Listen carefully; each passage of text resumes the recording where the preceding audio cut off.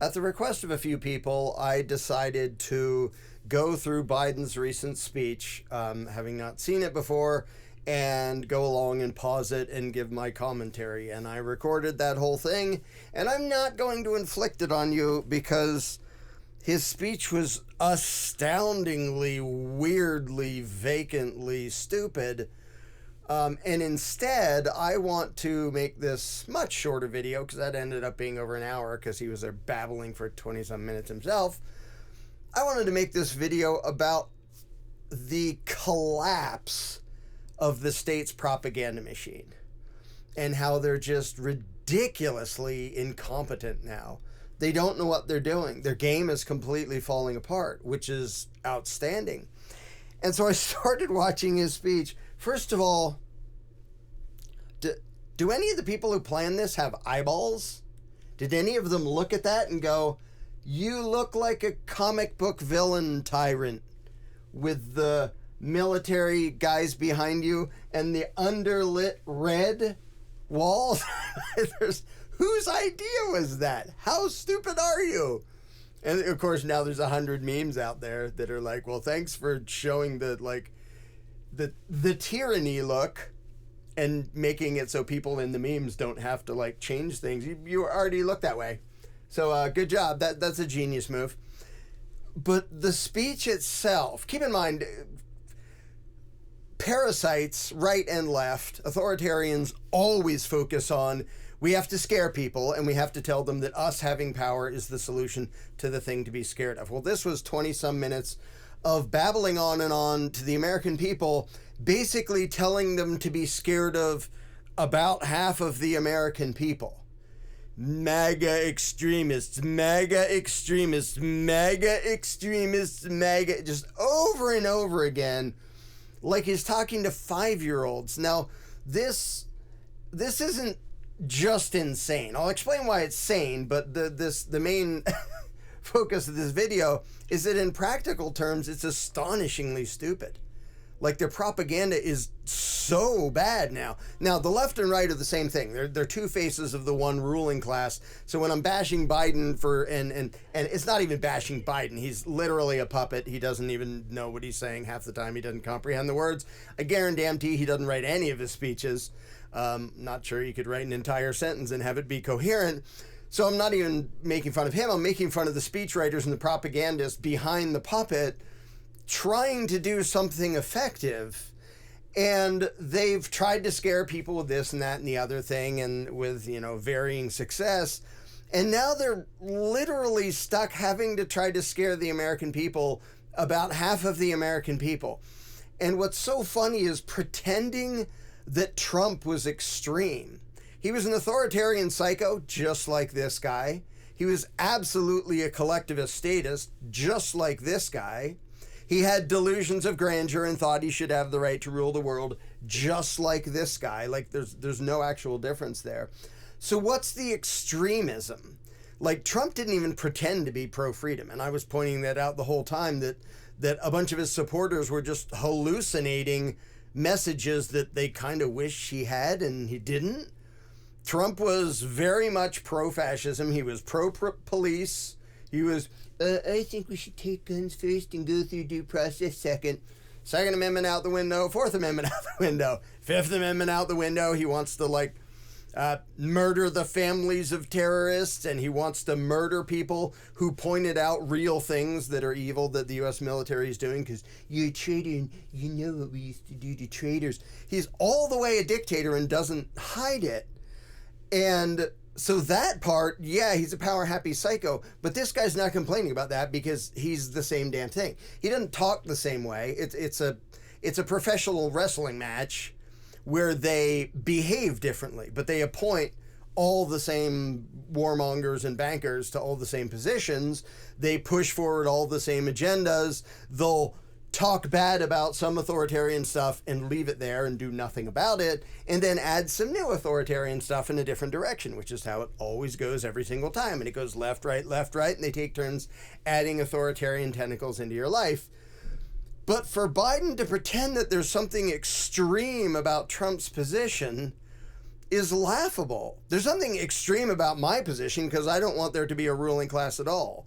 And that's the only sane moral position, but I guess it counts as extreme because the vast majority of people have been duped into thinking we need these parasitic psychos violently dominating and robbing the rest of us, whereas I think we don't need that, and that's not legitimate. Let's not have that. So statistically speaking, you could call my position extreme, even though it's the only sane or moral position to have.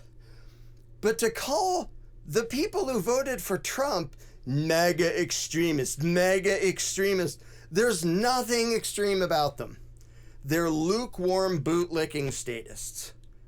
There's nothing even pro-freedom about them. I mean, some of them like wave the flag America and they kind of think they're pro-freedom and then they vote for somebody who's like, not only did Trump push the thing I can't mention without getting blocked on YouTube, not only did he push the socialist handouts and demanding have his name on the checks, giving these handouts that caused the inflation, along with this joker, like both sides were doing it.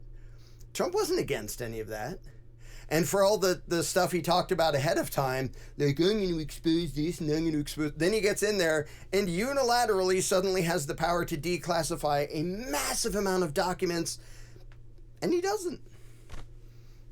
He's the president. He could literally just say, I'm declassifying everything related to 9/11, everything related to this, everything related to that. And he didn't. He didn't do any of that. He was there for 4 years and didn't do any of that. So the people who still think Trump is going to save the day, like, why didn't he save the day in the first 4 years? Because he never intended to. He was their puppet their whole time. He was their buddy their whole time. He played a part in the professional wrestling match, and some people fell for it. And it's kind of sad. And I think fewer and fewer people are now falling for it. But to pretend that those people were extremist, dangerous extremists, is silly. But his propaganda in his ridiculous speech got one step more just insane, if you could get more insane, by, first of all, he demonizes half the country, and then he says, we have to work together. I want to unify everyone, except for the half that I just said are white supremacists. He threw that in, because that's always fun to just throw that in, that if you don't vote for me, then you're a white supremacist racist. Like, and an extremist and probably a terrorist and a few other things. We'll just throw out these random accusations. But I'm here to unite everybody so we can all be one America, except for the half that's all totally evil. It's just laughably psychotic, like contradicting himself all over the place. But then one of the most ridiculous things is he's going, violence has no place in politics. And over again, he was like, you can't have violence in politics. Politics is violence. That's all it is. That's all government is. That's all law is. They are commands backed by a threat of violence. They say, you will do this, or our guys with guns will hurt you, and you won't do that, or our guys with guns will hurt you. That's why law enforcers are armed. That's why the ATF and the FBI and all the gangs of thugs that work for the ruling class force the will of these clowns on everybody else.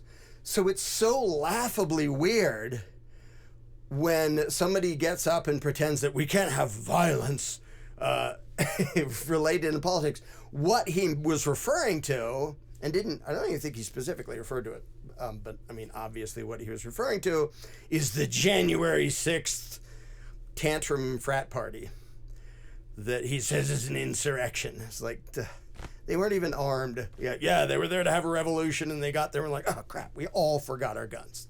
Darn it. Oh well, let's just wander in anyway, but stay between the velvet ropes. So for them to still be trying to milk that thing as if everyone should be so shocked and terrified of those terrifying events on January 6th and the media obsessing over itself and how scared we were and how scared the politicians were. Just, you're a bunch of idiot delusional cowards.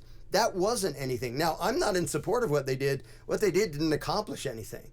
By the way, if the day comes that the American people want an actual insurrection, it's not going to look like that, and there isn't going to be a clown like this having a speech after the fact. I'm not even condoning that because Americans are still statist enough they would just put up a new statist monster in its place. But to pretend that was an insurrection was just bizarre. But it just, every sentence out of his mouth managed to make it more bizarre. He's at Independence Hall, where the Declaration of Independence was signed, where a bunch of troublemakers told King George, basically, you're not the boss of us anymore. I did talk about this in front of Independence Hall many years ago, called You're Not the Boss of Me. And the Declaration of Independence started the American Revolution, because it told the king, we're not answering to you anymore. We're not going to pay taxes to you. We're not going to obey your laws. Screw you. You're not the boss of us anymore. But this joker, and he must just be relying on the stupidity of the American people, which is probably a safe bet in most cases. This joker says, you can't be pro-insurrection and pro-America. What's July 4th? Like the American Revolution? Like people wave the flag and they celebrate the fact that the country exists, or at least it's not under British rule anymore, because of a violent insurrection. Like, are we just pretending that didn't happen anymore?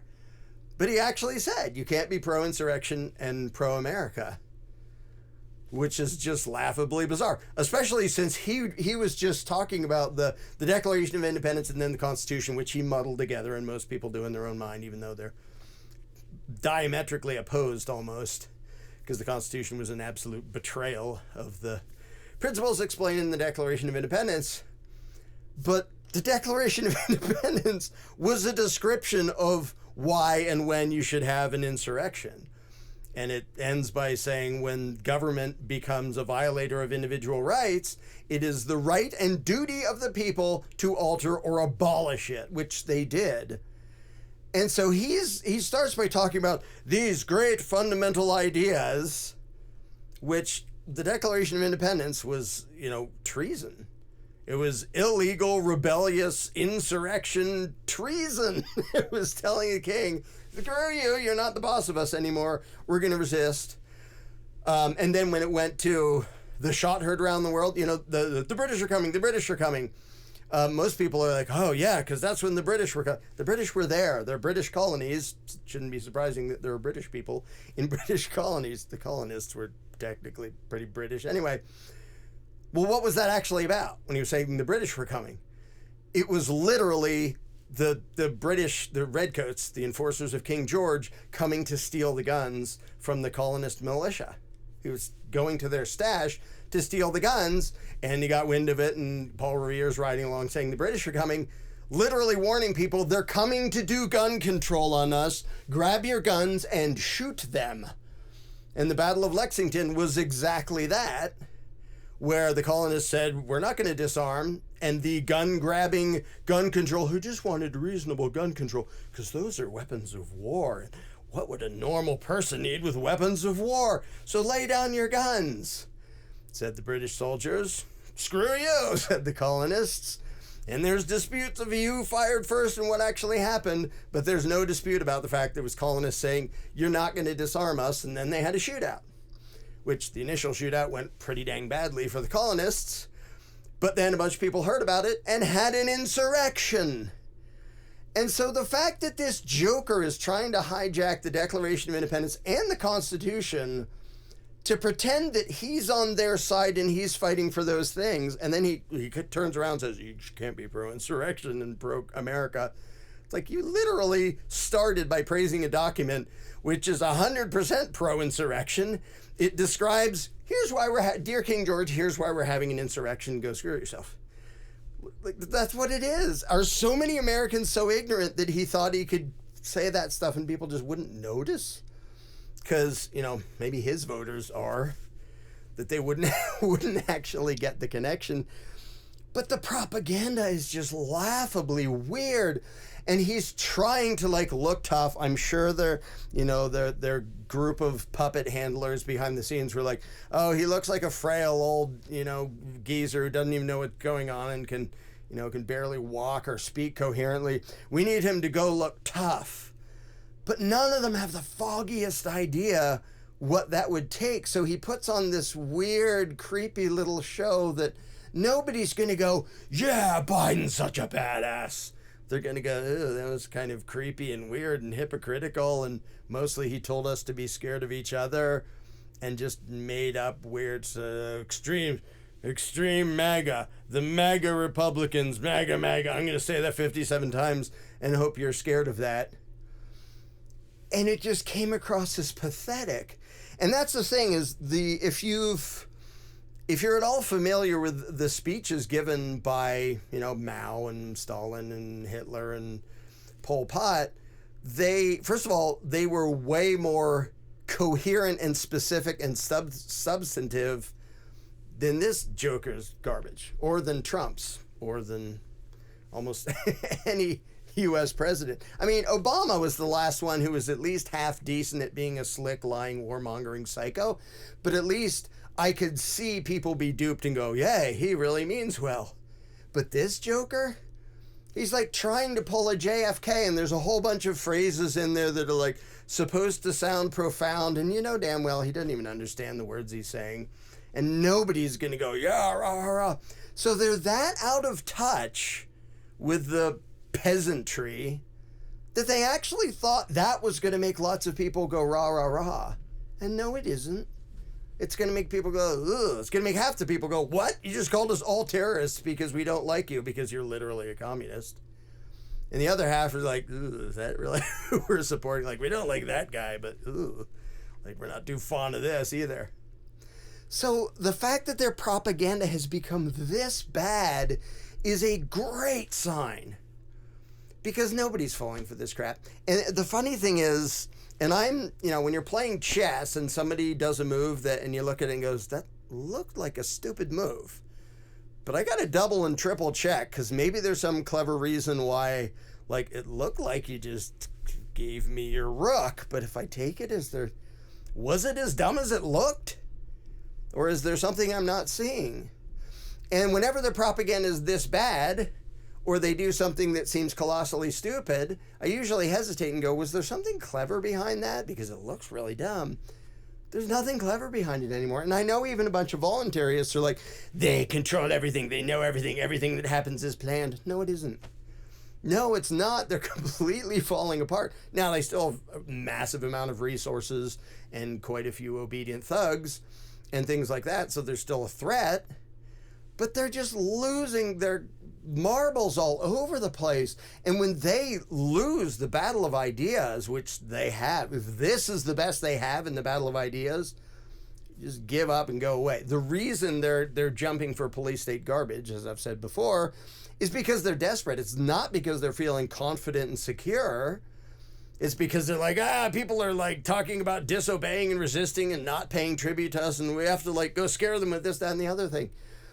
So I think it's awesome that their propaganda is so amazingly bad. I can't say I suggest people watch the speech unless maybe you have a barf bucket handy, because it's literally insane. The things he says, like, if you understand anything about reality and what government is and how it functions, everything he says is just insane. Like, we can't have divisiveness. By the way, half of you are evil. It's awesome uniting speech you got there. And we can't have violence in politics. That's literally all politics ever is. And so the whole thing was this weird, just babbling, like really bad propaganda written by people who don't understand why effective tyrant propaganda actually worked. Which is good. Like, I'm glad they're this bad at it. Incidentally, I'm pretty close to releasing the second edition of my book, How to Be a Successful Tyrant, which has been out of print for years. I forget how long. But I'm going to release the second edition of it, because if you look at it from the tyrant's perspective, you start to get, oh, this is why they do that, and that's why they do it. Because, some of the things are obvious, but some of them are more like you can see government do something, you go, why was that? Oh, okay, I get it, how that might actually... But having literally written the book on how to be a successful tyrant, this Joker gets an F-.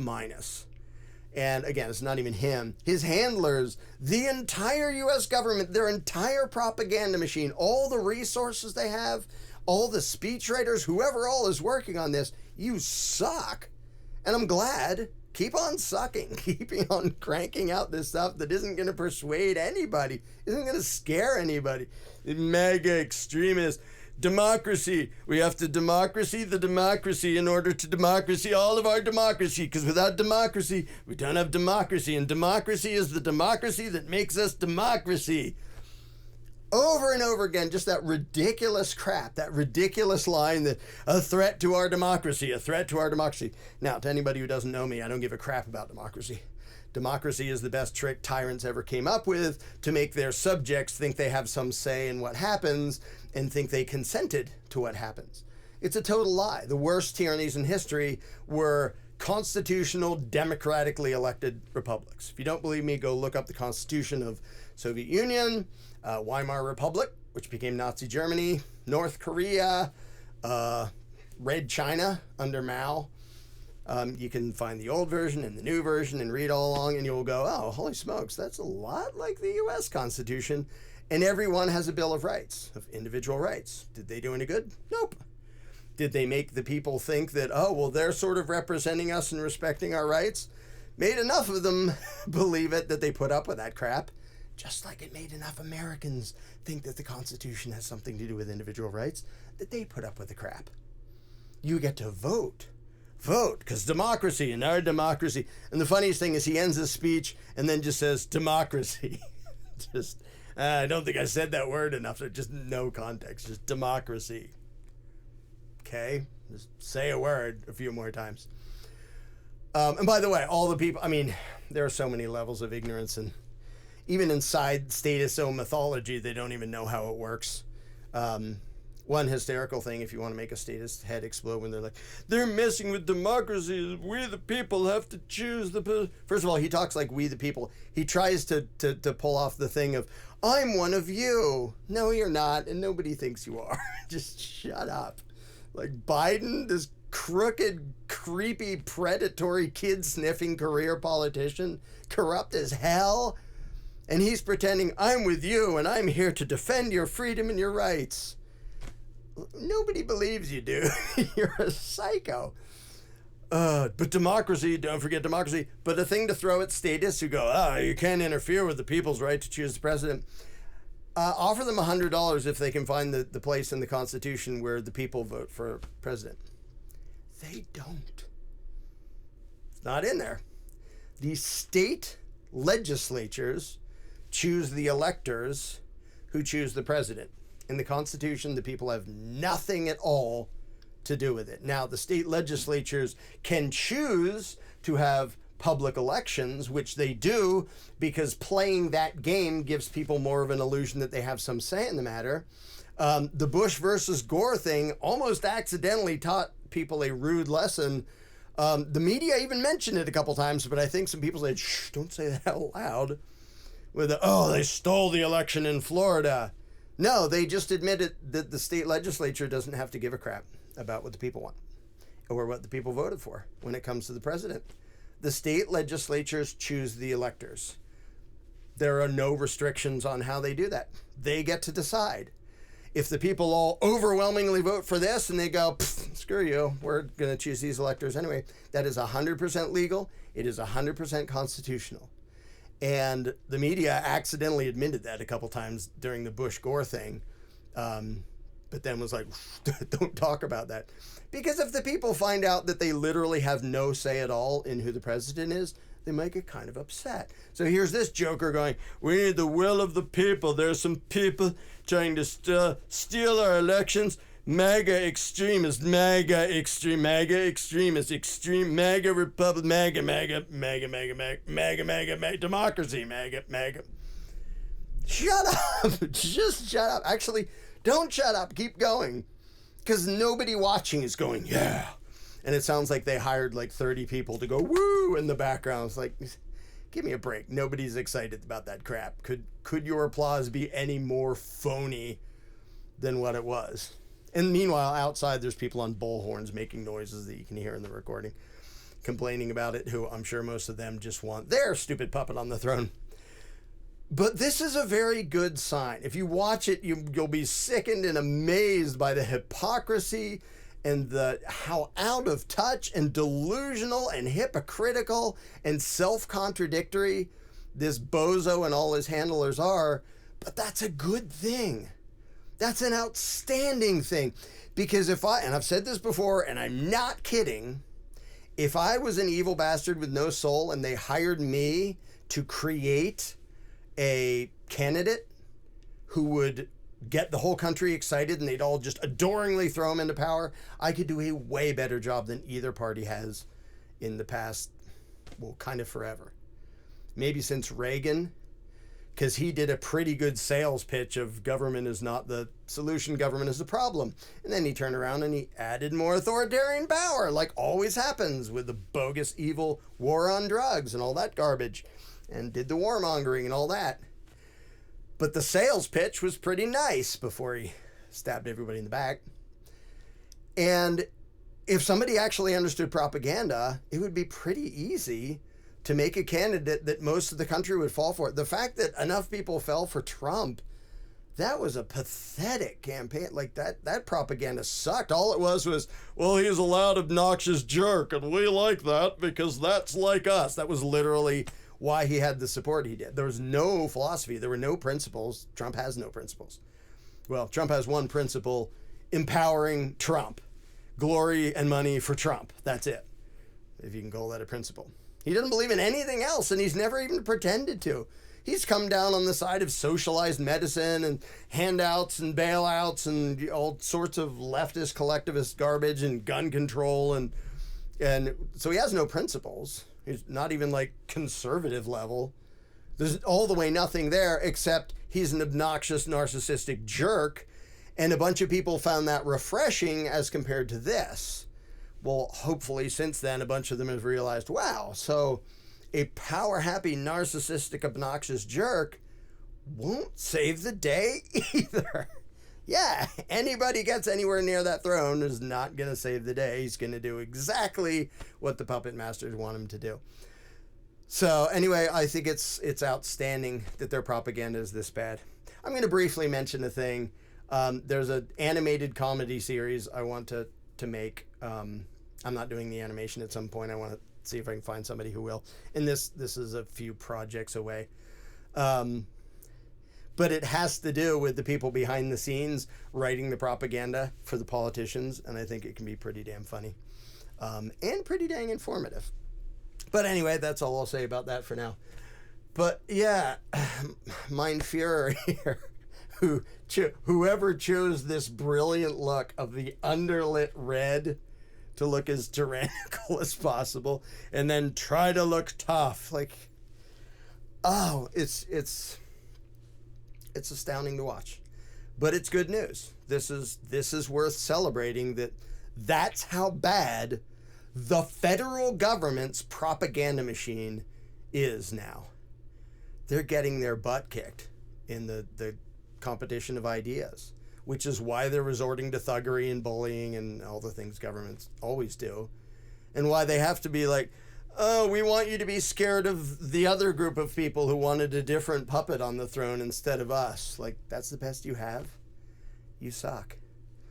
And so I hope that when second edition of How to Be a Successful Tyrant comes out, I hope they don't read it, because they're getting an F- right now, and I hope they keep right on getting an F-, because this isn't persuading anybody. And it's awesome to see, and it's also nauseating and just amazing to see. But this is a good sign. So if you're watching it going, oh, this is infuriating, this insane crap, he just called half of us terrorists, yada, yada, yada, don't feel bad about it. Look at it and go, is anybody falling for this? Do you think anybody is really riled up and stirred up and, yeah, Biden's my guy, I really believe in what he stands for? Whatever that might be, nobody can really tell, because he flip-flops all over the place and literally doesn't say anything of any substance. Like, the one takeaway from the speech is he literally didn't say anything. Like, there was no specificity of anything at any point. Even when he's trying to brag, it's like, we passed the most important bill about this thing. Well, what did it do? Well, it did authoritarian BS, so he's not going to say what it does. He's just going to skip on to something else. There was no specificity. It's not even like, well, we're going to do this, we're going to reform that, we're going to repeal this, we're going to create this.